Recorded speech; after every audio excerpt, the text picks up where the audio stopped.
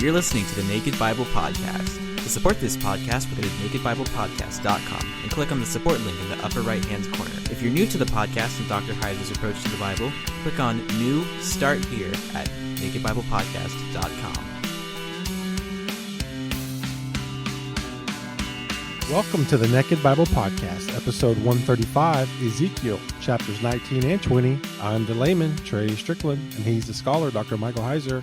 Hey, Mike, how are you? Pretty good. Feels like we're getting back at work here. It does. Back into Ezekiel, back into the studio. It's normal as it can be. We like normal. We like routine. Routine is good. Yeah, I got all my screens. It's just easier. I don't have to lug all of that equipment around and set it up and break it down. So this is nice. Well, I'm back with the productivity pug, so There you go. I feel better already. And I'm sure they were happy to see you. Oh yeah, yep. Everybody was happy. It's a long trip. A week is a long time to be back. Trip. It is. Now, are you one of those that lets your dog lick you in the face? Right, Maury, the pug, he's not that expressive. His expression actually never changes. If he's running around in circles, then he's happy. So he's not a big lick in the face. He's how many circles can I run? But if he was, are you going to allow that to happen? No, I'm not into that. Okay, you're not into licking. Gotcha. No. He does something we call the linger lick, which, like, if it's your hand, he'll lick it and then he'll just stop with his tongue out and he'll just look at you like it's frozen. So that's about all he does. But the circle thing is a big deal, and he's happy. I can't think of a better topic to discuss right before we get into Ezekiel 19. Right. Well, I probably could. Well, let's jump in here. 2 chapters, again, 19 and 20. 19 is sort of, it's kind of straightforward, even though it uses animal and plant imagery with respect to Israel. It's actually still pretty straightforward. 20 is less so. There are some content issues in 20 that we'll get into, some controversial passages that make that require a little bit more time as far as this episode. So we'll be stilted a little bit toward chapter 20 here just because of the nature of the material. But in chapter 19, we might as well just start off by reading the chapter. It's not very long, and it's from the very beginning of it, it sort of tells you what it is. So let's just jump in here in the first verse. And you take up a lamentation for the princes of Israel. Again, God is speaking to Ezekiel here. The word lamentation in the ESV is a translation of kinah, and that is a sort of a technical literary term within the Hebrew Bible and outside as well. But lamentation is a good translation. We'll get into that in a moment. So let's just continue reading. Take up a lamentation for the princes of Israel and say, what was your mother? A lioness. Among lions she crouched. In the midst of young lions she reared her cubs. And she brought up one of her cubs, and he became a young lion. And he learned to catch prey. He devoured men. The nations heard about him. He was caught in their pit, and they brought him with hooks to the land of Egypt. When she saw that she waited in vain, that her hope was lost, she took another of her cubs and made him a young lion. He prowled among the lions. He became a young lion. He learned to catch prey. He devoured men and seized their widows. He laid waste their cities, and the land was appalled and all who were in it at the sound of his roaring. Then the nations set against him from provinces on every side. They spread their net over him. He was taken in their pit. With hooks they put him in a cage and brought him to the king of Babylon. They brought him into custody, that his voice should no more be heard on the mountains of Israel. Verse 10, your mother was like a vine in a vineyard, planted by the water. So here the imagery changes. Fruitful and full of branches by reason of abundant water. Its strong stems became rulers' scepters. It towered aloft among the thick boughs.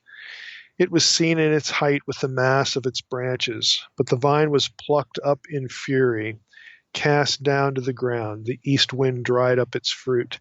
They were stripped off and withered. As for its strong stem, fire consumed it. Now it is planted in the wilderness, in a dry and thirsty land, and fire has gone out from the stem of its shoots, has consumed its fruit, so that there remains in it no strong stem, no scepter for ruling. This is a lamentation, and has become a lamentation. So we'll stop there. That's the end of chapter 19. We've seen this sort of thing before in the book of Ezekiel. If you remember back in chapter 17, we went through a parable about two eagles that actually described historical circumstances of the rebellious nation. This one, scholars again tend to classify not as a parable. They classify it as a lament because of the word kinah. Block, however, even though he recognizes that this is a lamentation, he considers it sort of a parody and not a quote-unquote true lament. In other words, Ezekiel isn't lamenting what happens. Well, again, that's a bit of a value judgment. How would we really, know what Ezekiel was thinking when God, tells him to write all this stuff? So, be that as it may, we've got a kinah, a lament. Maybe it's a parody, maybe it isn't. Again, we're not going to psychologize Ezekiel too much here, but let's just go with what we know. Now, Taylor has a bit of a summary here, I think that is a little helpful in kind of learning what this means. And I'm actually going to use this to make some theological comments. He writes in his little Tyndale commentary, this poem is the first example Ezekiel has given us of the kinah, variously translated lamentation, dirge, elegy. It consists of a composition written in the distinctive mournful tones of the kinah rhythm, in which the two members of the couplet, the poetic couplet here, are of unequal length in the pattern of 3-2, 3 beats or 3 segments or 3 accents, and however you want to characterize that, 3-2. Only rarely can this rhythm be caught in an English translation because in Hebrew the beats are usually 1 to a word, and when translated a single Hebrew word often needs several English words to express its meaning. However, verse 2b illustrates the meter the best, and Taylor has this for a translation. In the midst of lions she couched, rearing her whelps. So we've got sort of 3 segments, and then the follow-up line is 2 segments. Other examples of the same meter in Ezekiel are found in various passages, chapter 26, verse 17 and following, chapter 27, chapter 28, 32, so on and so forth. It occurs frequently elsewhere in the Old Testament, especially in the Psalms and in prophetic laments, and of course is typical of the book of Lamentations. So that's the end of his quote. Now, for those who are completely unfamiliar with Hebrew poetry, we're used to poetry that rhymes in sound. Okay, think of a song. The end of a line. It should rhyme with the something previous. We look for rhyming and we think of rhyming in terms of how things sound. Hebrew poetry, parallelism is sort of the academic word for it. Doesn't rhyme in sound. It rhymes in thought. So you have that difference, plus when a Hebrew writer wanted to do poetry, there were certain patterns. Now, we have this in English poetry. Anybody who's taken like a poetry class is going to know this.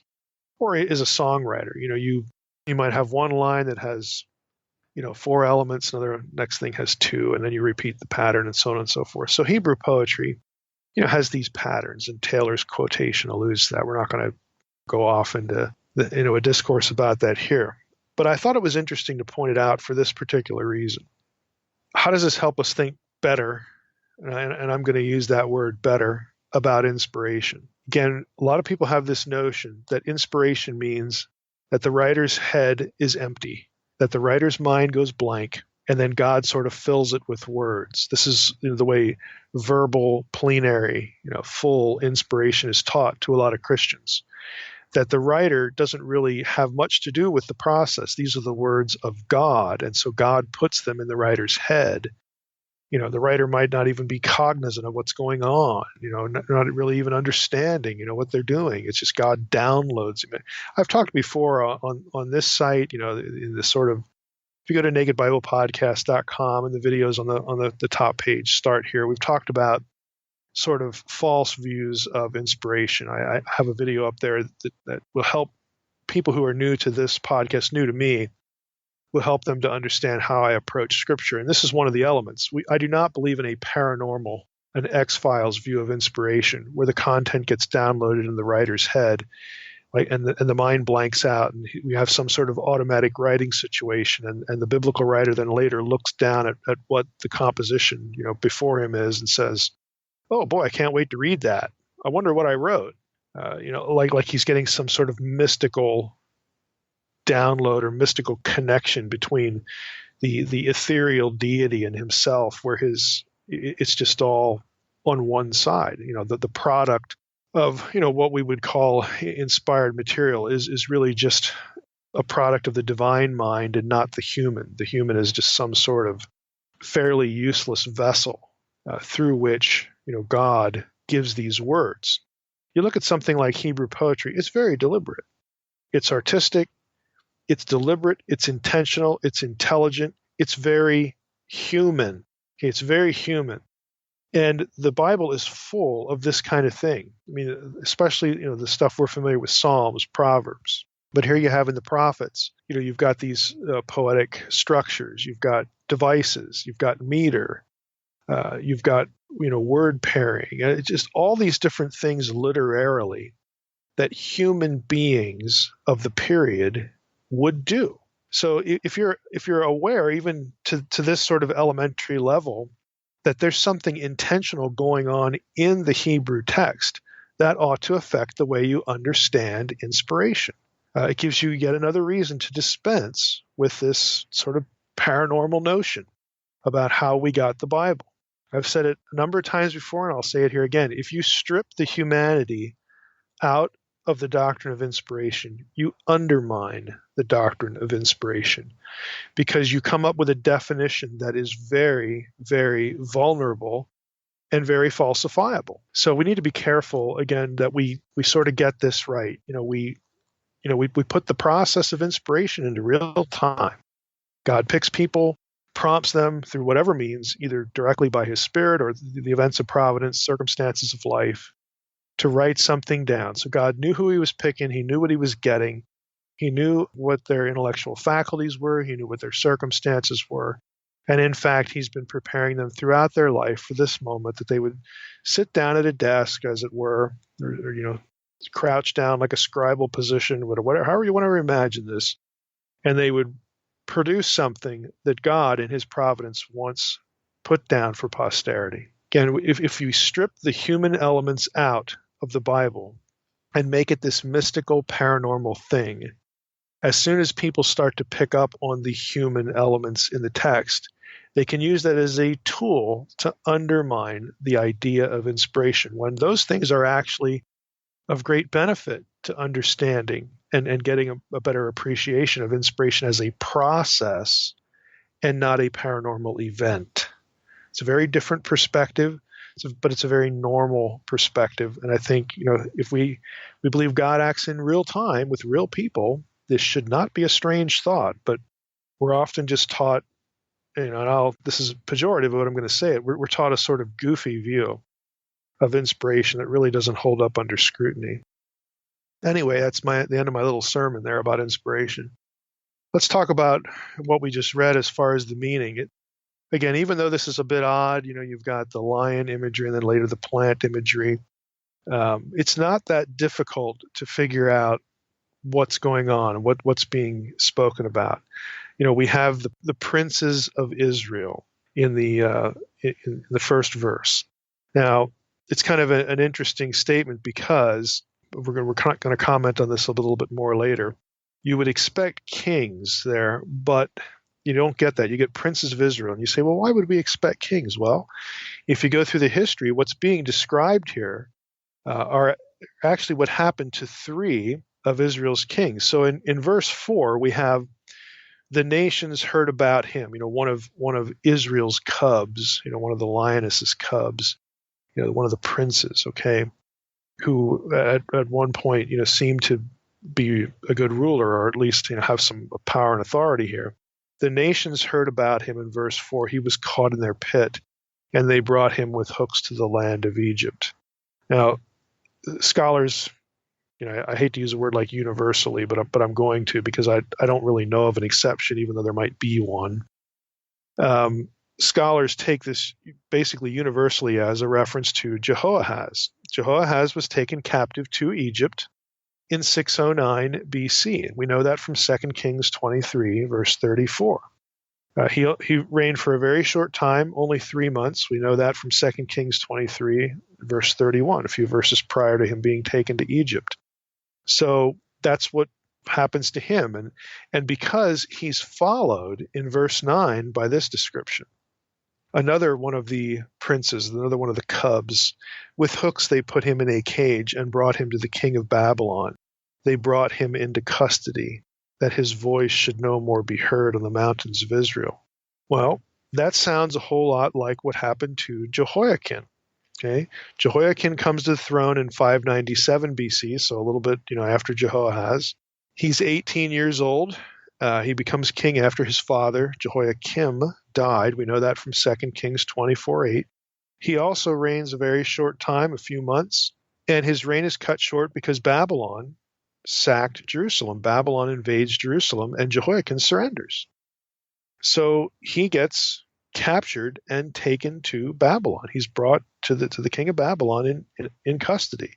That's what Ezekiel 19 says. So it's not a very difficult thing to align. If you take the books of Kings and you assume in Ezekiel 19 that the princes of Israel are really the kings, that it's not that difficult to line these up, to match them.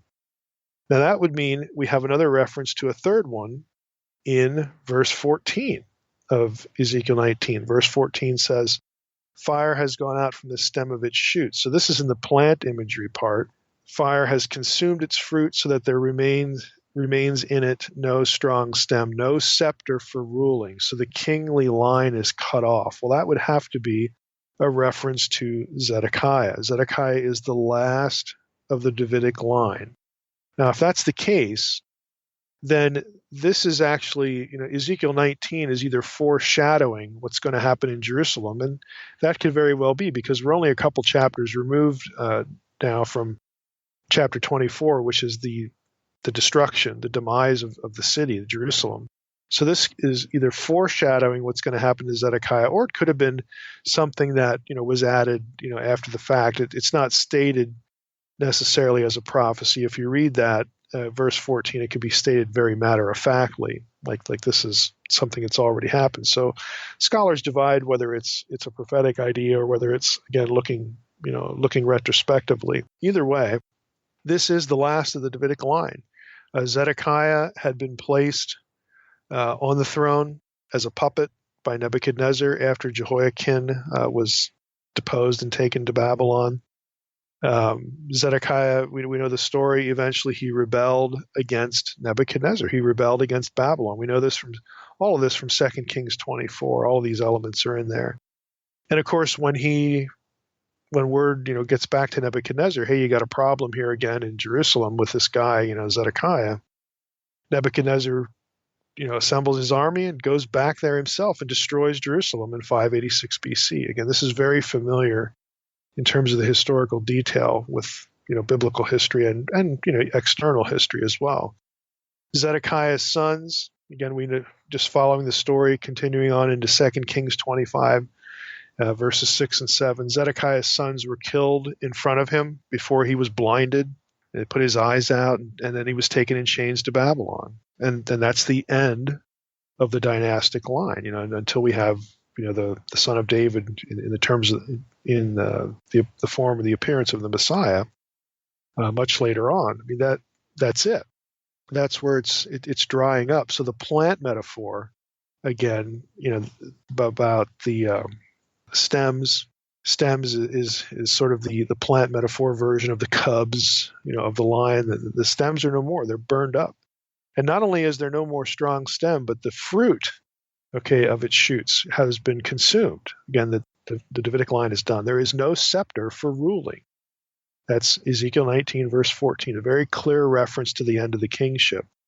So chapter 19 isn't terribly difficult, to figure out if you try to, again, you make the assumption that the princes of Israel are the kings, and you go back and you look in 2 Kings, the last days of the dynasty, what happens to Jerusalem.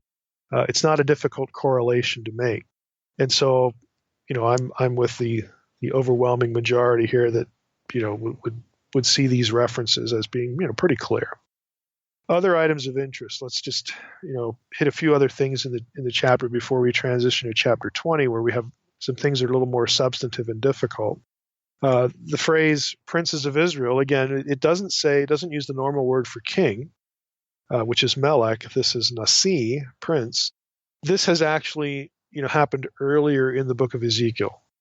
In Ezekiel 7, for instance, in verse 27, the king mourns, the prince is wrapped in despair. There you have a reference. You have the word prince, aligned with, the word for king. So it gives you an indication that prince, is a term that can actually be used for the one who's ruling. So there's an exegetical basis, for this notion that the princes are the kings. Block, in his commentary, I'm not going to read it, but basically Block thinks that Ezekiel uses the word prince of the later Israelite kings, the ones who are, reigning in Judah before Jerusalem gets destroyed. Block thinks that Ezekiel uses the other term, nasi, instead of melech, to sort of de-dignify them. In other words, Ezekiel has a fairly low view of the rulership, and so instead of using the word king, he uses a sort of lesser term that could just, speak of leader. He doesn't want to dignify these guys by calling them the king. That's possible, but again, if you go back to chapter 7, that term is used. But the other term, shows up there and, of course, shows up here as well. So there might be something to that. Again, that's just Block's take on it. The lion imagery, another thing to think about here. Why is that to be expected of what's left of Israel at this time? What's left of Israel is the kingdom of Judah, the two tribes dominated by the tribe. The southern kingdom dominated by the tribe of Judah. You also get Benjamin there, but you get the two-tribe kingdom in the south, known as Judah because most of it is the tribe of Judah. Well, that is very consistent with lion imagery. Lion imagery, again, was associated with Judah in other places. Genesis 49, Judah is a lion's cub. From the prey, my son, you have gone up, so on and so forth. Micah 5:8 is another instance where you get this. The remnant of Jacob shall be among the nations in the midst of many peoples, like a lion among the beasts of the forest, like a young lion among the flocks of sheep.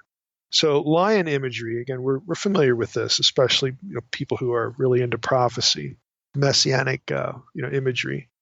The Lion of Judah, again, very familiar phrase, very familiar idea, and here you have it. Again, very easy to apply it here in Ezekiel 19. So the imagery of the lions and the lioness and the cubs and all that stuff, it should not be unfamiliar. In verse 7 in this chapter, something to point out here that may or may not be interesting to some listeners. We have here in ESV, he seized their widows, or I'll go back to verse 6. He prowled among the lions. He became a young lion. He learned to catch prey. He devoured men and seized their widows. And the next line is laid waste their cities. Well, it's kind of interesting or odd, and there are sort of text critical reasons for some of this. But what ESV has translated as seized there is actually the Hebrew term yada, which basically everywhere else, ESV and most other translations are going to translate as to know. This is the verb that is used very commonly to know things intellectually, but also it's a sexual euphemism. Adam knew Eve, his wife, and she conceived. So this is that same term. Now, if you just translate it that way, He devoured men and knew their widows, and he laid waste their cities. Uh, that would make a lot of sense. So I don't really know why ESV has seized. Knew their widows would be a reference to the new king taking the old king's harem and having sexual relations with them to assert his authority over the old king, over the old rulership. This is what you do. And we see this with Absalom when he displaces David. He puts up the tent on the top of his, I can't remember what it was, his dwelling or something like that. But basically in full public display, he has one by one the women of the harem come in, and he has his way with them because now, they are his. And the reason kings would do this is to establish the idea that when these women have children, they are mine. In other words, this is my line now that is taking over the rule. These are my sons. If it's somebody else's sons, they're probably going to end up dead. This is what you do. This is very, again, familiar in antiquity generally, and you certainly have instances of it in the Hebrew Bible. And I don't know why ESV just doesn't make it plain here and knew their widows, but that's what it does. So I thought I would mention that. Maybe the reason some translations do this, even though there's really no precedent to translate yada as seized. Yes, I've come across arguments where the word widows is the issue. The word widows is almanot. And some people say, well, that's what the Masoretic text has, and know the widows. Again, to me it's clear, but some people say, well, it's kind of an odd expression to know the widows, and just go with it now. Even again, no, I don't think it's odd at all. But they would say, well, that's a little odd. So maybe instead of almanot, maybe the text should read armanot. The scribe messed up a letter. Armanot is the word for citadels. And they would say, well, citadels goes better with cities, laid waste their cities in the next line. Oh, okay, but you still have then he knew their citadels. I mean, how does that make any sense? But you'll see that reflected in a few translations, maybe some commentaries if you're studying Ezekiel, along with us here. I think the Masoretic text is just fine here. He knew their widows. In other words, it's taking control of the harem. Again, I don't see what's difficult about it. Verse 9, with hooks they put him in a cage. It's kind of interesting here. The word cage here, Taylor notes, is the Hebrew term shugar, which is actually a loan word from Akkadian, shigaru, and it refers either to an animal's cage or a neckband with which lines of prisoners were roped together. In modern Hebrew, this is the term for dog collar.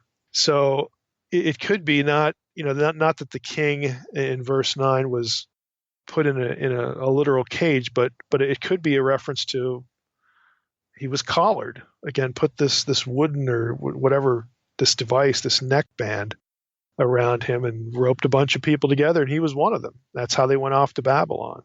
So in other words, he doesn't get a ride in a cage back. He has to walk back chained by the neck.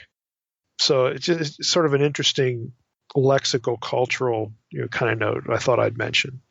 Let's go into chapter 20. We get some things in here that are going to take us into the kind of stuff that we on this podcast at least sort of like Israelite religion and some of the maybe some of the darker elements of that. Again, there's some controversy here in this chapter when we get to Ezekiel 20.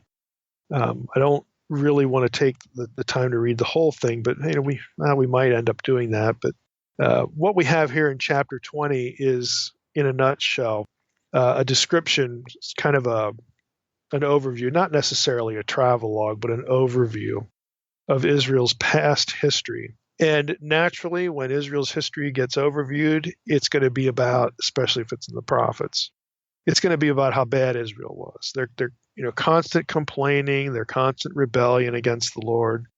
Again, this is going to be described either in prose narrative, or it's going to have certain imagery associated with just being a pain in God's neck, so to speak. Just this constant resistance and complaining and rebellion, and of course apostasy as well. Deuteronomy 32, is another one of these where the chapter goes through Israel's behavior, from Egypt on into the wilderness, and how they went astray and worshipped other gods and so on and so forth. Well, that's kind of what you're going to get here. in Ezekiel 20. Taylor notes that in the process of doing this, there are a number of themes that reoccur. They're repetitive. One is, of course, the rebelliousness of Israel despite God's mercy. That's going to be a thing that's repeated. Another one is the wilderness wanderings themselves, again, constant reference to that. And thirdly, the motive of Yahweh's concern for his own name. This is in this chapter, this is going to be repeated a number of times, and repeatedly, it's the reason why God acts to deliver them, because I'm going to do this for the sake of my own reputation. And that language to us is familiar, either through preaching or, again, our own reading of the Old Testament, God doing something for the sake of his name. But we sometimes don't situate that in the context of the Deuteronomy 32 worldview, where God has extracted, or he hasn't extracted because they don't exist yet, but God has decided to elect or choose his own nation, and it's not one of these. He disinherits the other nations to the lesser gods, to the sons of God, in Deuteronomy 32:8, and then he creates Israel, from Abraham, right after the Babel incident.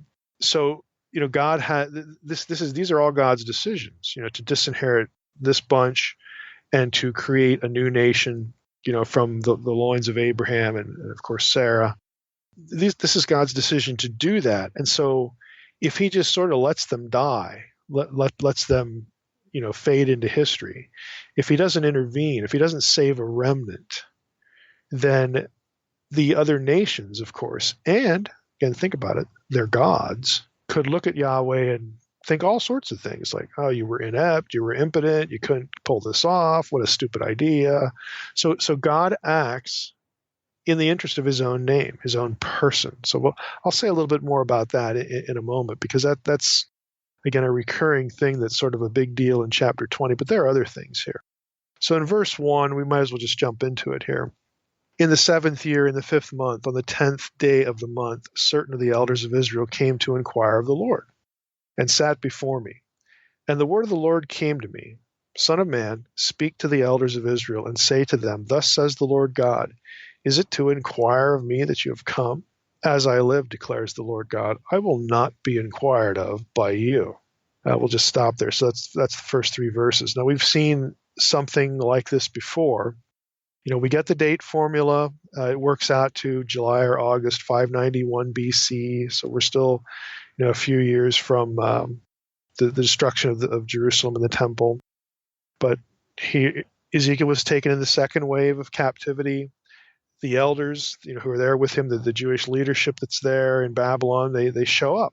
And they've done this before in chapter 14. They come, and they sit at Ezekiel's feet. Well, again, if you recall the discussion back then, maybe they've come again here in chapter 20 in the hope of hearing some news about the homeland. What do you know? Has God shown you anything, Ezekiel, about what's going on back there? Or maybe, has God said anything to you about how long we're going to be here? When are we getting out of here? That sort of thing. And it's probably the latter in terms of God's response. As I live, declares the Lord God, I'm not going to be inquired of by you. Basically, my timetable isn't going to be arranged and carried out on the basis of what you want. It's just not going to happen.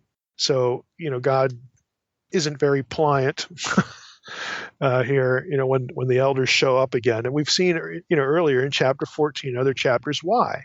Because they're just as bad as the generations that have preceded them. So, yeah, you're here and you're alive. You should be thanking God that you're alive.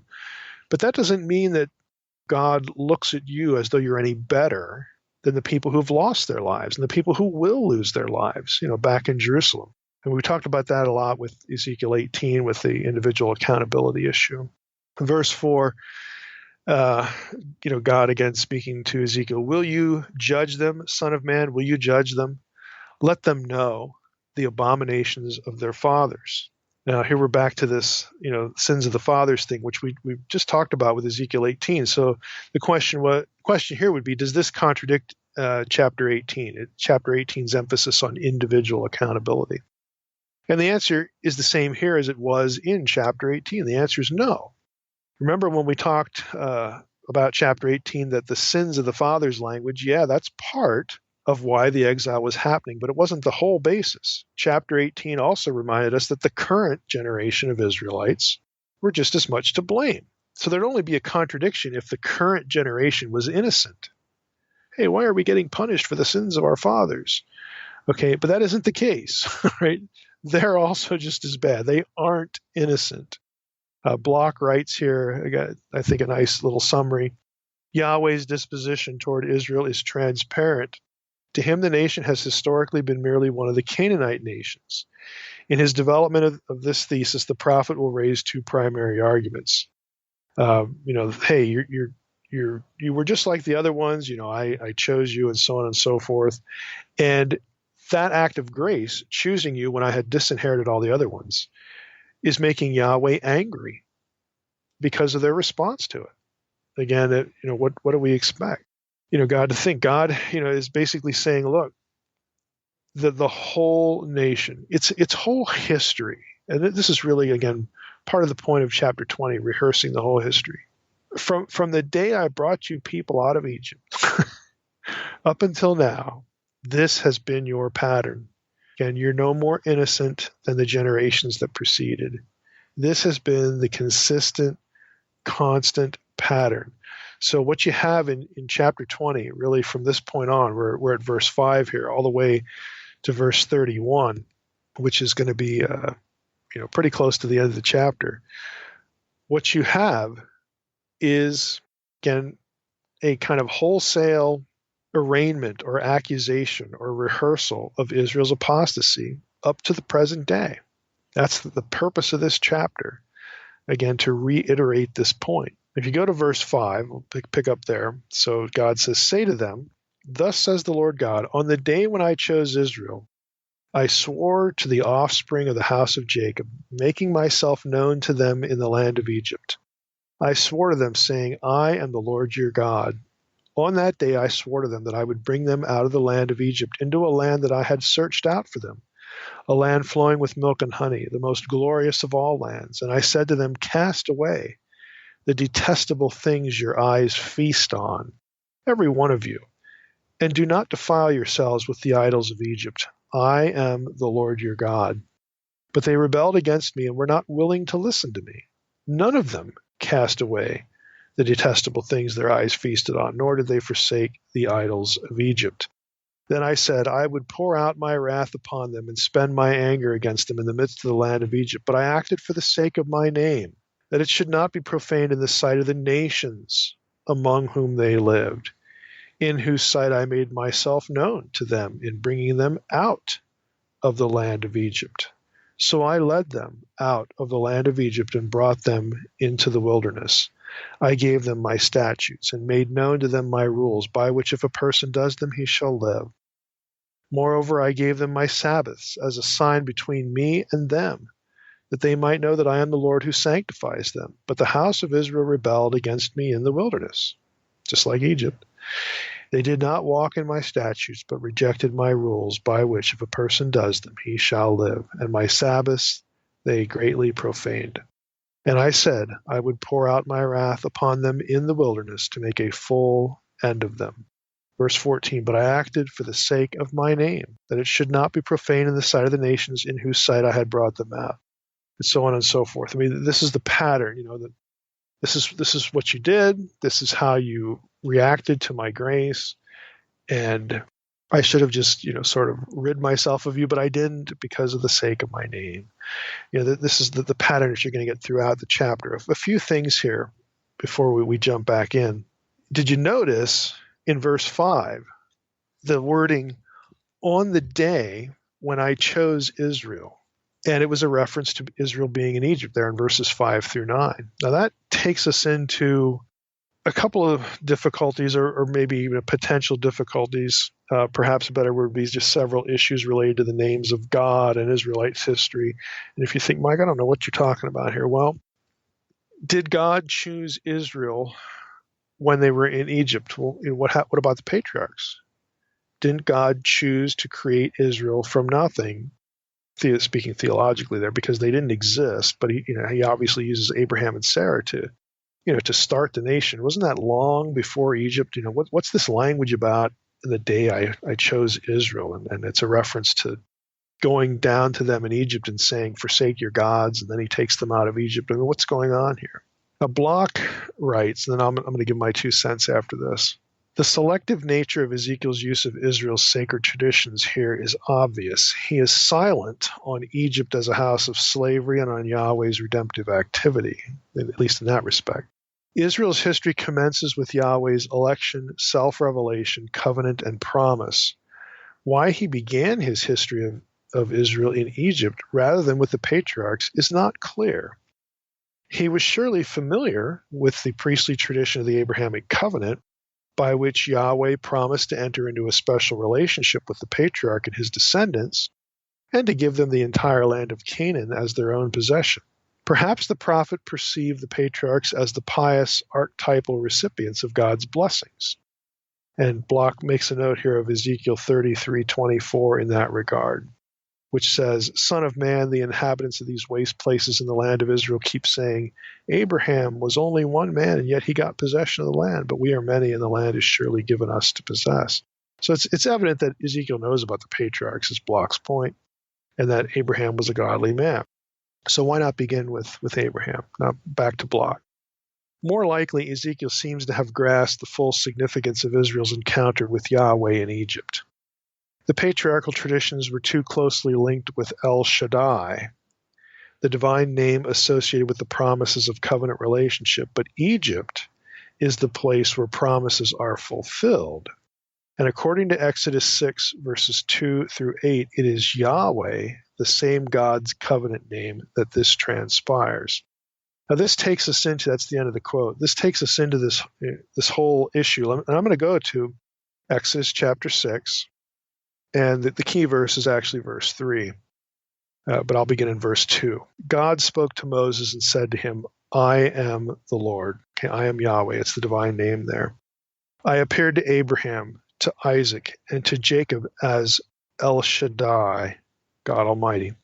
But by my name, Yahweh, the Lord, I did not make myself known to them. Okay, so you look at that, and source critics, again, people who would, be married to really proponents of the JEDP theory. This is a key verse for them, because to them this justifies dividing up the Pentateuch, the Torah, into sources. One of the criteria of which would be divine names. There's the J source, that's the Jehovah or the Yahwist source, and then E would be L words like El Shaddai or El or Elohim or something like that. So this is, if you're familiar with JEDP, this is one of not, this isn't the only one, but it's one of, maybe good 6, 7, 8 criteria, to divide the Pentateuch, the Torah, into sources. So this passage is a big deal because it says very plainly, or at least it seems to say very plainly, I appeared to Abraham, Isaac, and Jacob as El Shaddai, but by my name Yahweh I didn't make myself known to them. So, I don't want to go off into JEDP. I've blogged about this verse before. There is another way to understand the syntax where it doesn't draw this hard and fast distinction between the names, and so there's that. But for our purposes here, what Block is saying when he brings this up is that, look, if we take Exodus 6 here sort of at face value, God has appeared to Moses on the mountain, the burning bush incident, where he does what? He reveals the name. I am that I am. Ehyah, okay. And Ehyah is from Hayah or Hava in Old Semitic. I am, or I cause to be, or something like that. Again, I have a thing on the website about the meaning of the divine name. You could just go up there and look at that and read it. But at any point, at the burning bush, God, in this story, at least, introduces himself to Moses by this particular name. Now, you're going to read, of course, in your English Bible, you're going to read lots of stories up to Exodus all the way through Genesis, and you're going to see the divine name here and there. And again, people would say, well, that's the sources being brought together, and this is editing, and Moses didn't write this stuff. Again, we're putting all that aside. If you go with the biblical story, if you take Exodus 6 to mean what it says, then this incident historically speaking, okay, in the flow of Israel's history, this would be the incident right here where we have this covenant name given to Moses. So if we take it for what it is, this is sort of a turning point, and it happens in conjunction with God saying, I've heard the cries of my people in Egypt. I'm going to go down there and I'm going to send you down there. We're going to get them out. And Israel's going to be reborn as a nation. So that might be what Ezekiel's thinking when he says, when I chose Egypt, on the day I chose Egypt, all this language chose Israel, when they were in Egypt. This may be what he's thinking of this incident, when God comes to Moses and says, well, I want you now to refer to me as Yahweh, okay, because I am that I am. Yahweh is the third person form of Haya or Hava. That's where it comes from. So this would be a turning point in the history of the people. And so, maybe this is what Ezekiel's thinking. Maybe this is why he sort of starts the history of the people in Egypt rather than with the patriarchs. Could be. Again, we don't really know, for sure. But it's kind of an interesting point, because if you read this, even it's clear enough in your English Bible. You read Ezekiel 20, and you might think, well, wait a minute.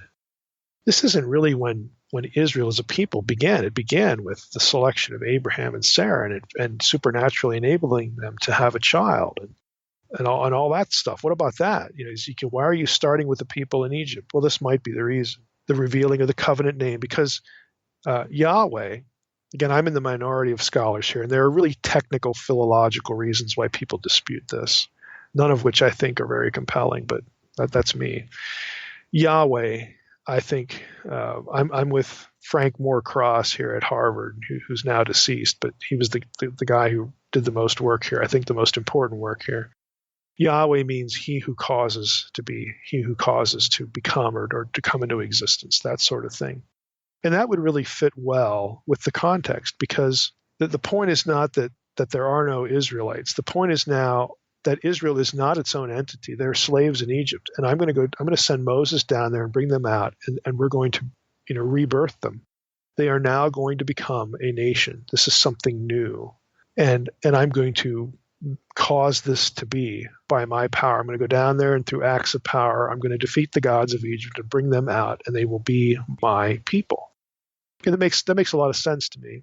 There are reasons why other critical scholars resist that, but again, I'm not going to bore you with all those details. But I think it is coherent. What Block is suggesting here. This may be what Ezekiel's thinking. He might be thinking of Exodus 6. He might be thinking of this moment in history, and this is why he says what he says in this particular place. Now, again, I think as far as the keys to this. Just adding a few thoughts to that, you do get a reference to the house of Jacob, here.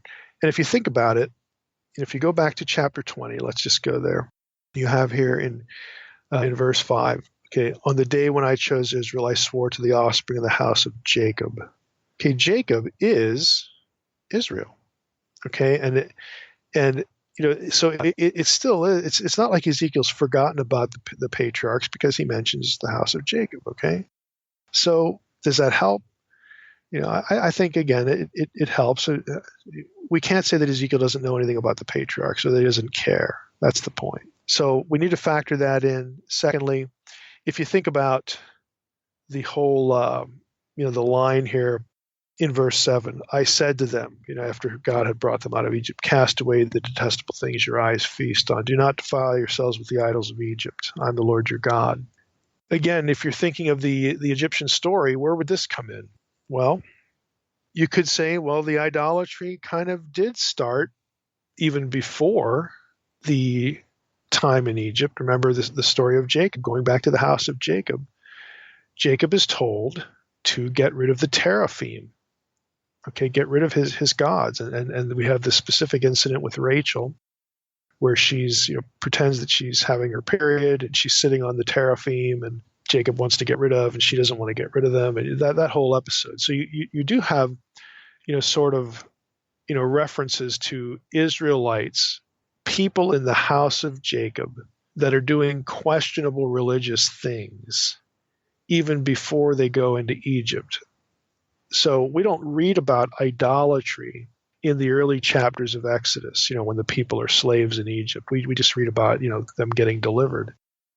So for Ezekiel, to say this, God, in the context of the burning bush event, if Ezekiel is thinking of that, and he's thinking, hey, this is when Israel was called, this is when Israel was chosen. God picked them out of Egypt, and he told them, quit being idolaters. You might look at that and say, well, there's nothing in the book of Exodus about their idolatry. Well, you have this thing before they go down to Egypt, so that there could have been this thing going on.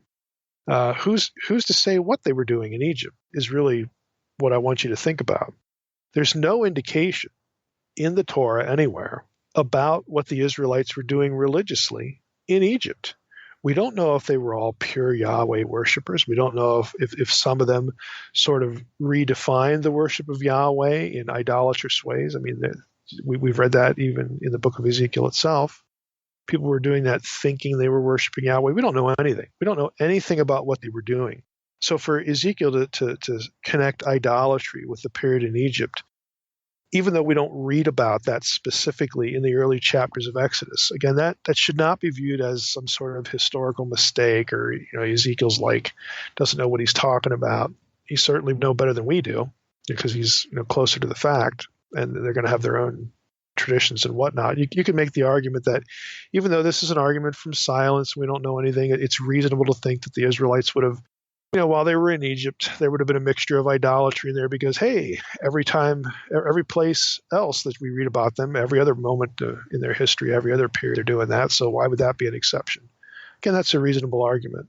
I would add this, though, that I think this could be a reference to what happens at Sinai, the whole golden calf incident. And I think if we know how to read that a little bit better, we can make an argument. Again, I'll be honest, it's an implied argument that Israel in Egypt during the period of slavery were not theologically pure. The nation was not theologically pure as the driven snow here.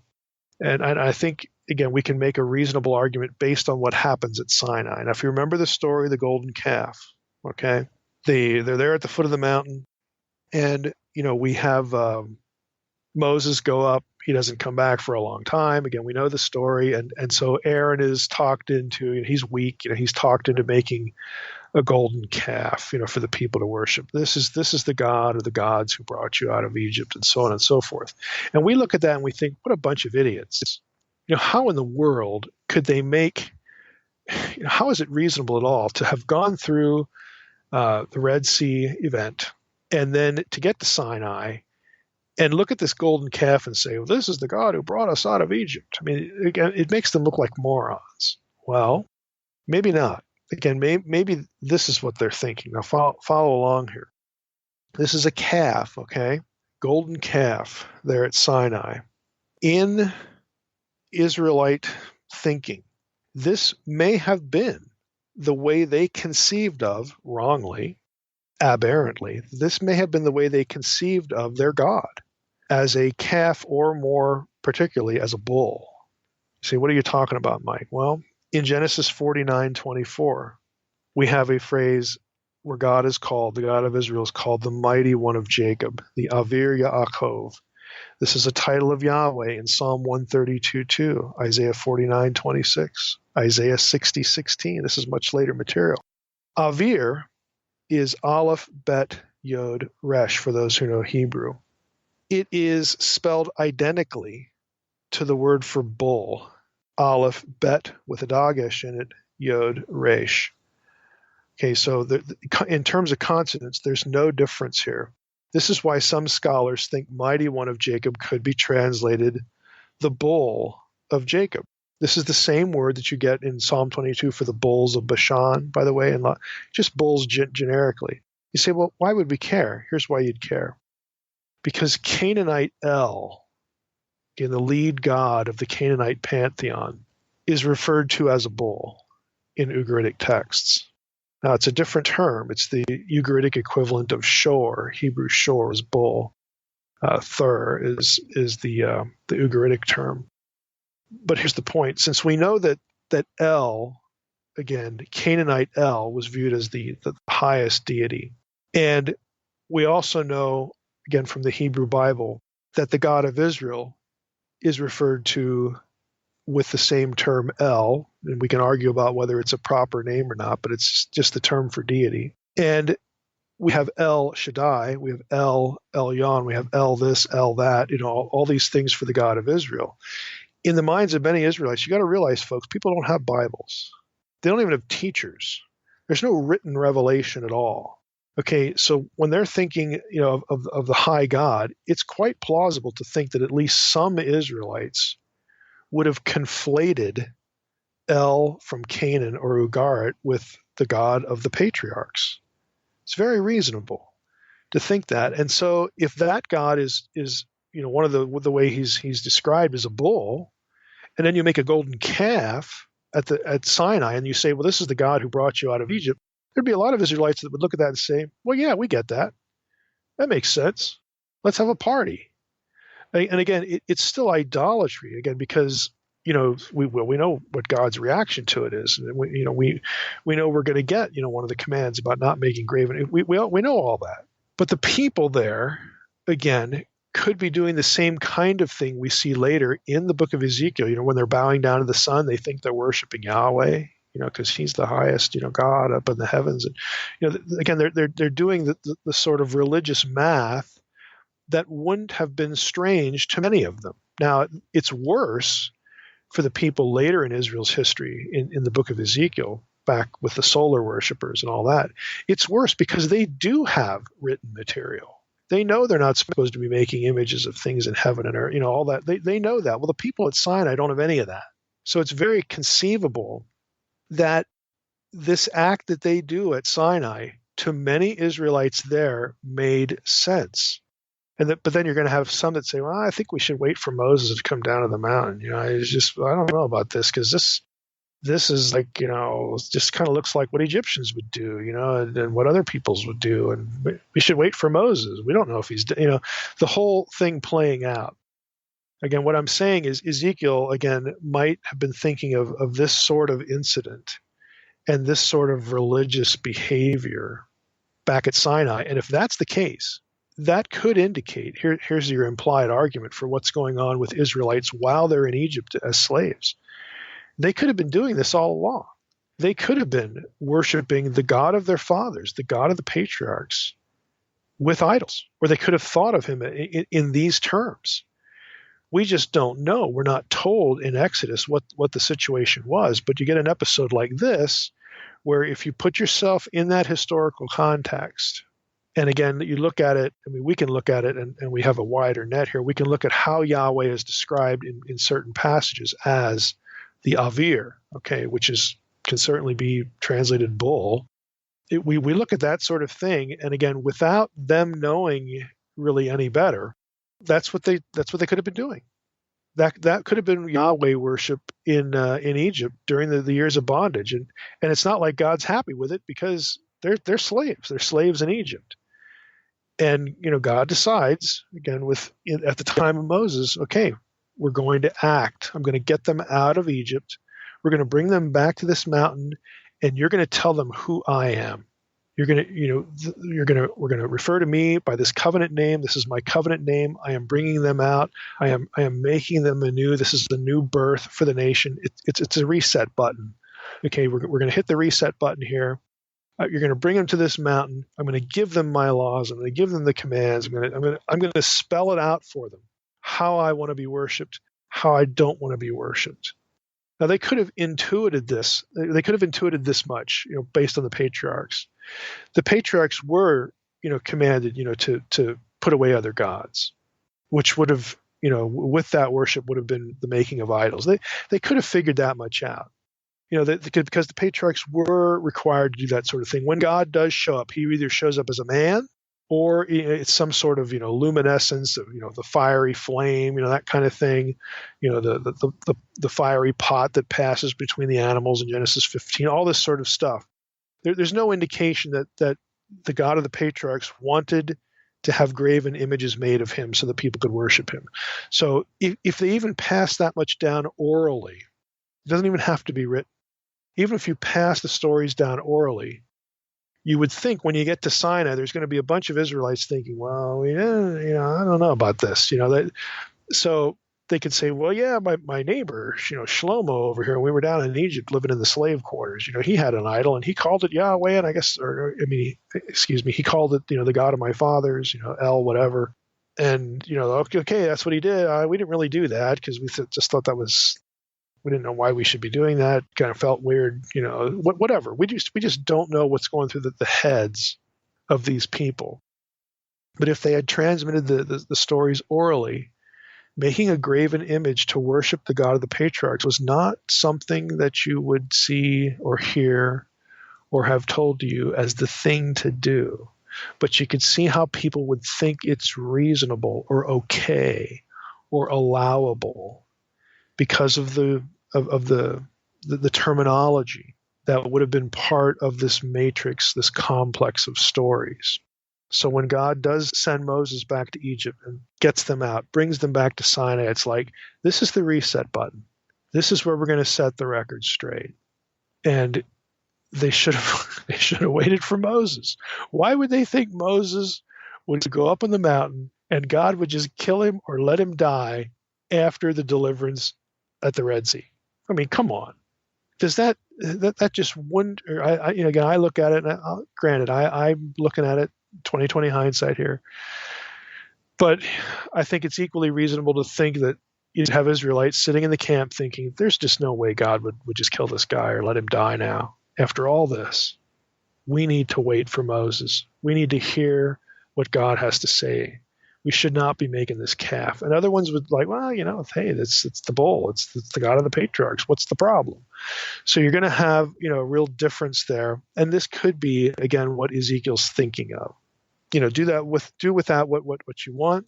But again, this is how, scholars are going to be talking about this passage, about why Ezekiel is thinking Egypt for the birth and the election of the people instead of Abraham.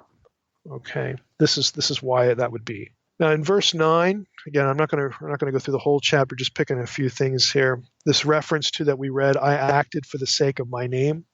For those who listened to the conference interviews, one of the people we interviewed was Carmen Imes. And so if you didn't listen to that, I would recommend you going back and listening to that. I don't know which number interview that was, probably either 5 or 6. But Carmen's dissertation was on linking the idea of bearing the name. Okay, this is the command, thou shalt not take the name of the Lord thy God in vain. The word translated take in English is literally the word bear, to lift up, nasa. Right? You should not bear the name of the Lord thy God in vain, or worthlessly, or carelessly, emptily, that sort of thing. Well, bearing the name, it's again, think of it as a mark. It's you people are known by this name. You are associated with this name, this deity, Yahweh, okay, of Israel. And in her dissertation, she links the bearing of the name idea with the concept of imaging, okay, being a representative, being the image of God. And again, for the kind of stuff that I've written about in Unseen Realm that we've talked about here, that's why I wanted to interview her. I met her a couple of years ago at a regional meeting where she read a paper on this, distilling some of these points from her dissertation. I thought, well, that's really good stuff to make this connection. So if we think about that, when we have here in verse 9, I'm saving Israel. I'm saving these sort of transparently worthless apostates. I'm going to act and I'm going to save a remnant. I'm not going to annihilate them for the sake of my name. It tells you that God, again, yes, he's acting in self-interest because, again, the Deuteronomy 32 worldview. I am not going to be laughed at by the lesser gods.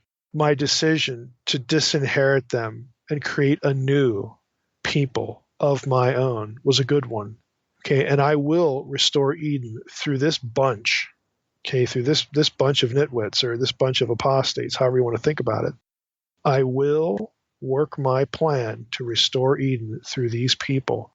I will get that done. Okay, God, and again, God always acts to preserve a remnant. And it's not because he just feels bad. It's not because there's anything special about them. It's because of himself. This is what he wants to do, and he will be shown to be right in the end.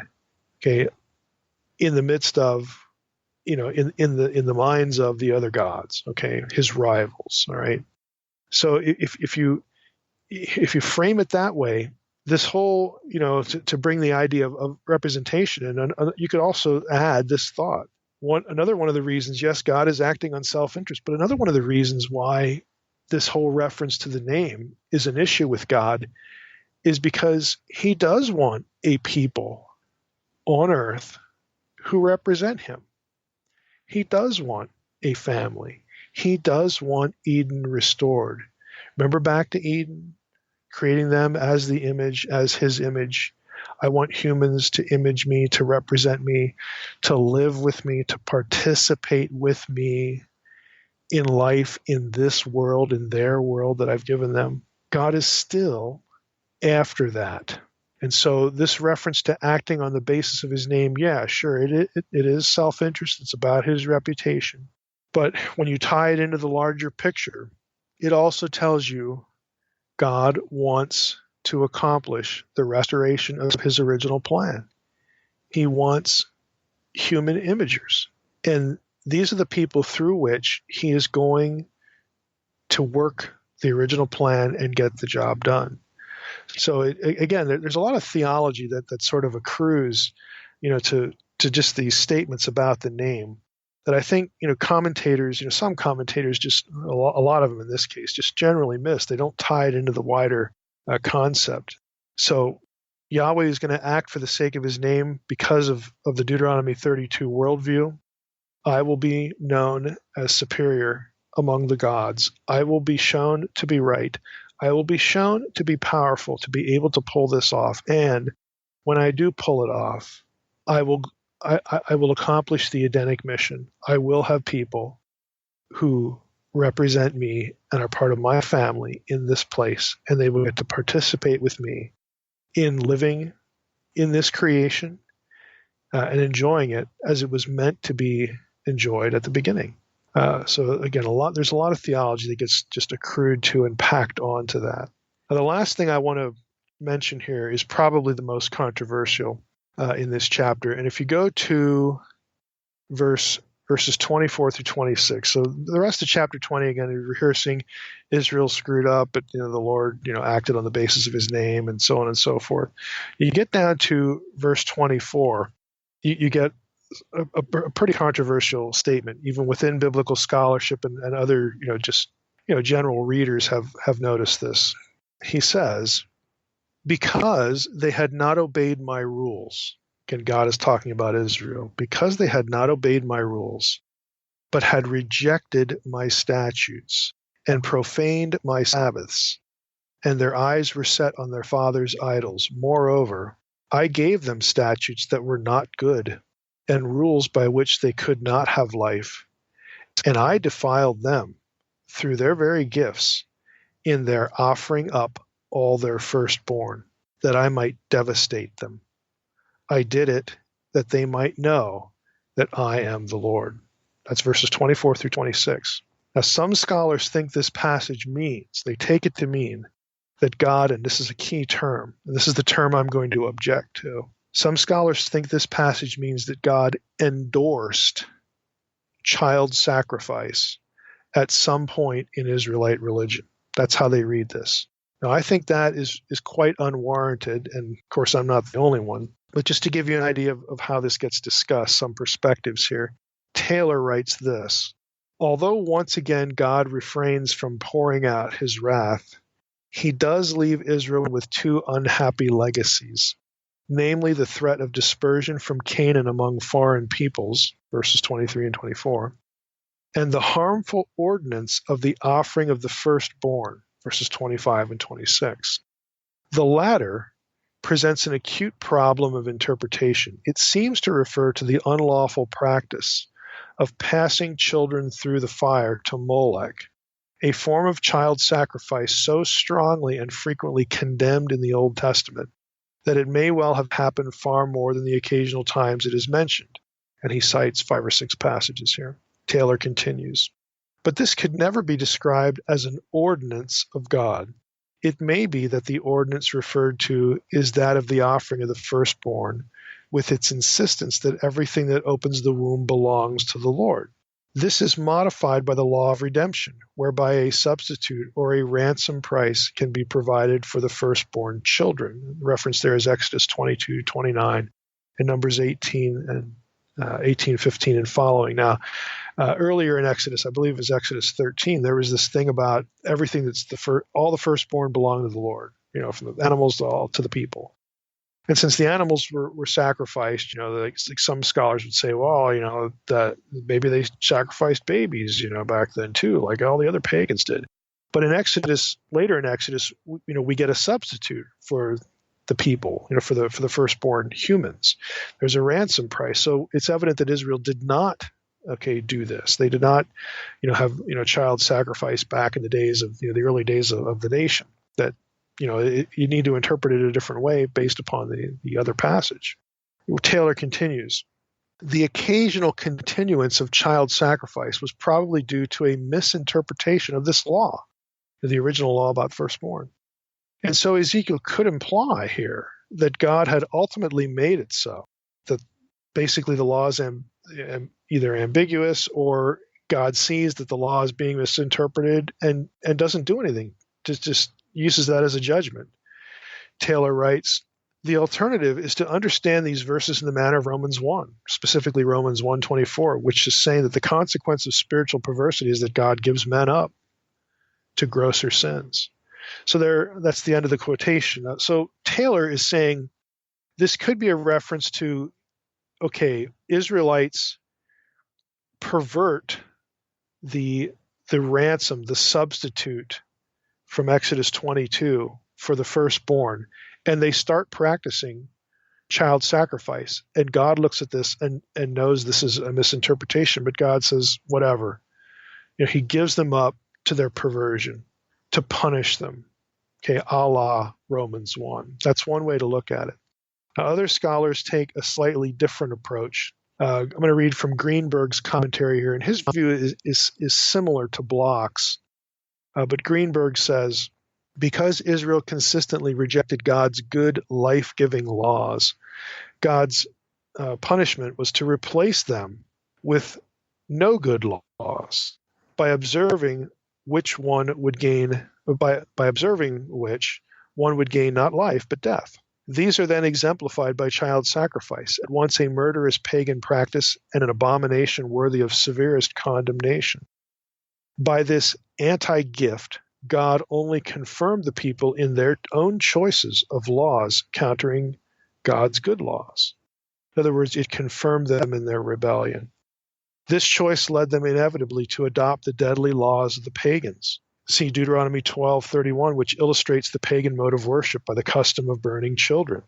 Greenberg, again, continuing with him, the shocking idea that God misleads those who anger him into sin, for which he then destroys them, already appeared in Ezekiel 14:9. It's a reference to the God misleading the prophets that he doesn't like. Greenberg writes, it is essentially the same thing as God's hardening of Pharaoh's heart, so that his ruin might be a lasting object lesson. Or the charge to Isaiah to, quote, dull the people's mind, stop up their ears, seal their eyes, lest seeing with their eyes and hearing with their ears, they might grasp with their mind and repent and heal. Okay, so God says, I'm not interested in them repenting. I'm going to blind them, make their eyes, close their ears. This is what he tells Isaiah in Isaiah 6 verses 9 and following. Or it could be similar to the complaint of Isaiah 63:17, which says, why, Yahweh, do you make us stray from your ways and harden our hearts not to fear you? So again, think of the hardening of the heart, issue that God, and we know from this story that Pharaoh also hardened his own heart. And of course, the people here are going to be hardening themselves too. But God uses that and sort of cements it, makes it irreversible, at least for a time, to punish people that he is angry with. Okay, so that's Greenberg's view. That's kind of still in line with the whole idea of God gave them up to their own perversion. but it's a little bit different. But it can work with that first idea, but it's a little bit of a different take. So there you have it. You have Ezekiel here 20 verses 24 through 26. So how do we understand again this reference? Just to summarize the two, there are sort of other nuances of these two, but here are the two main approaches. That this is a reference to God looking at what's going on and sort of maybe more passively or apathetically saying, whatever. Okay, I'm just going to let you do that because I'm angry. I don't like you. I want you to be punished. This is part of my judgment on you. Whereas the second view isn't quite so passive or apathetic. It's a little more active, where God uses the occasion and sort of drives them, more into it to increase their judgment and their suffering and so on and so forth. So that's basically the nuance. But both views again have the idea of God not intervening, not putting a stop to it because he wants the people to be judged. Again, it's a difficult passage. I don't think it means that God endorsed, God was happy with, God approved of, child sacrifice. I think that some critical scholars, I think, just go way, way too far with it. But those who, aren't in that camp, Block, Taylor, Greenberg here, are basically looking at it in sort of a Romans 1 mode. And if you go back and read Romans 1, I would challenge you to do this. There's some pretty bad stuff in there. And you'd have to ask yourself, okay, why? Why isn't God like helping them see the light and taking them out of this stuff that's going to be self-destructive? All these behaviors in Romans 1 that are so self-destructive and are going to bring misery and suffering and death, and blah, blah, blah, blah, blah, so on and so forth. Okay, we're back to the situation of God. Okay, God is omniscient. He knows basically, when we've sort of crossed the line here. And God, can decide the means by which he is going to punish evil. And, that's up to him, that sort of thing. So that's the Romans 1 perspective of, God's attitude toward Israel. They're so bad. They're so apostate. I'm just going to either let them do this, or I'm going to create, some sort of circumstance where I'm going to harden them into doing this to punish themselves. I want them to engage in the self-destruction because I want to destroy them. I want to punish sin. So no matter which way you look at that, I think what's remarkable in the chapter is where it goes from that point. Because when you hit Ezekiel 20, after all of that dark stuff, and you hit verse 33, you read stuff, well, even before verse 33, you have here, therefore, Son of Man, speak to the house of Israel and say to them, thus says the Lord God, in this also your fathers blasphemy by dealing treacherously with me. And, wherever they saw any high hill or any leafy tree, they offered their sacrifices, to other gods. And did all this terrible stuff. So God's like, I've seen all of it before. I've seen all of it before. And then you hit verse 33. As I live, declares the Lord, surely with a mighty hand and an outstretched arm and with wrath poured out, I will be king over you. I will bring you out from the peoples and gather you out of the countries where you are scattered. With a mighty hand and an outstretched arm, with wrath poured out, I will bring you into the wilderness of the peoples, and there I will enter into judgment with you face to face, as I entered into judgment with your fathers in the wilderness of the land of Egypt. So I will enter into judgment with you, declares the Lord God. I will make you pass under the rod. I will bring you into the bond of the covenant. I will purge out the rebels from among you, and those who transgress against me. I will bring them out of the land where they sojourn, but they shall not enter the land of Israel. Then you will know that I am the Lord. As for you, O house of Israel, thus says the Lord God, go, serve every one of you his idols, now and hereafter. If you will not listen to me, but my holy name you will, if you will not listen to me, go, worship your idols. But my holy name you shall no more profane with your gifts and your idols.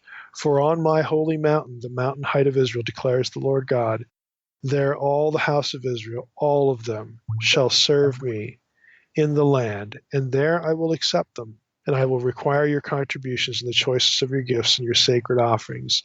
As a pleasing aroma, I will accept you when I bring you out from the peoples and gather you out of the countries where you have been scattered, and I will manifest my holiness among you in the sight of all the nations. And you shall know that I am the Lord when I bring you into the land of Israel, the country that I swore to give to your fathers.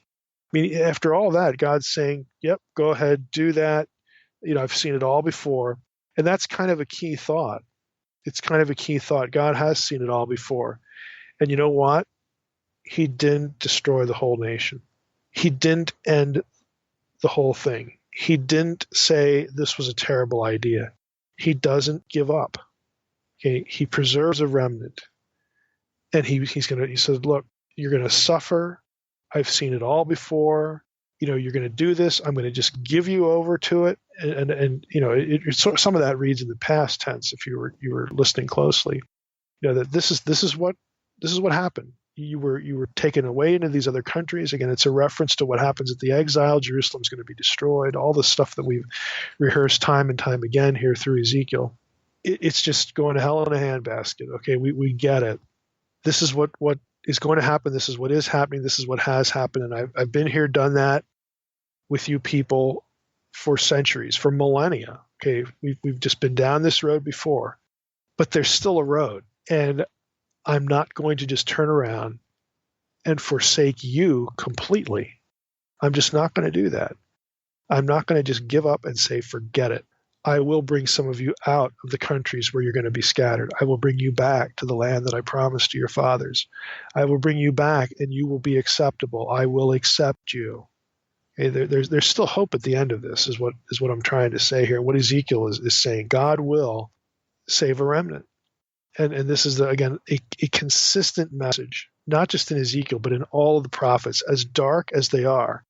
And here you even get talk where the people are so bad, God says, whatever, I'm going to give you up to your perversion. I'm going to give you up to self-destruction, and I'm not going to put a stop to it.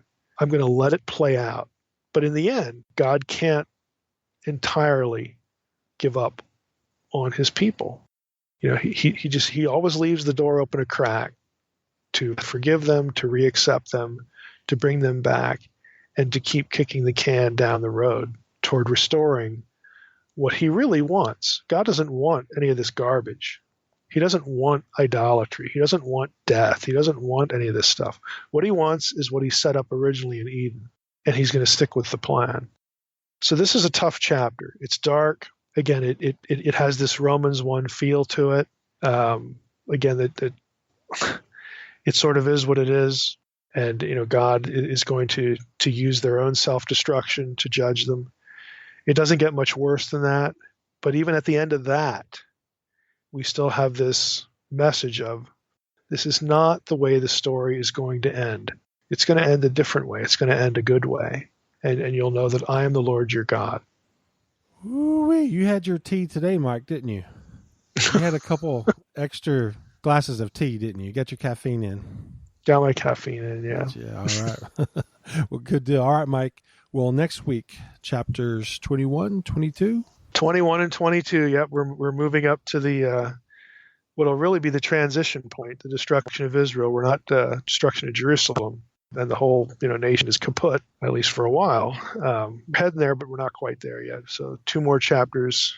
I think we'll get there in a couple episodes. All right, that sounds good. Is there anything else you'd like to mention? Don't think so. Just we got some good feedback about the interviews.